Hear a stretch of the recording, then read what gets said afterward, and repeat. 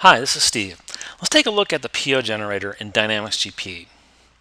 The Pio Generator looks at static inventory levels, looks at current demand for inventory, and suggests purchase orders that you should create in order to satisfy that demand and meet your inventory requirements. So it's pretty easy to set up, pretty easy to run. Let's take a look at it.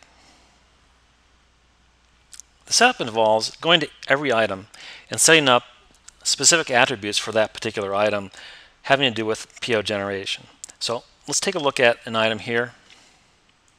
I'm going to select this one here and go to the item resource planning window here. And you can see that I've got this set up to use the Pio generator. If I had an order point that I wanted to set up, I would do that. In this case, I'm going to select the warehouse ID. And you can see here that I've got some order points set up to order level. And next what I want to do is go to the Pio Gen Item. This brings up this screen here. This has different attributes about how this purchase order is going to be created. I can base a quantity on these items here. I can also select a vendor in various ways. And the cost for the item on the Pio can be selected also in various ways. The quantities that it's going to look at are based on these attributes here. So it's going to look at static quantities for demand in sales orders, and if you select allocations, back orders, and requisitions. So the next thing you need to do is actually run the Pio generator. So let's do that.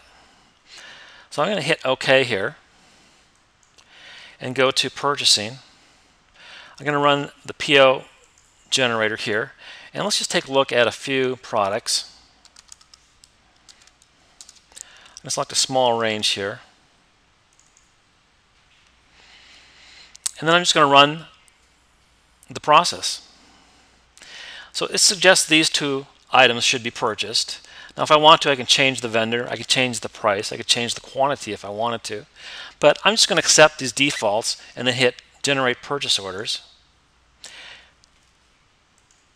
It's going to show me a quick report of which items were generated into a purchase order, and you can see here I've got a purchase order where the one vendor includes these two items. So let's take a look at that purchase order.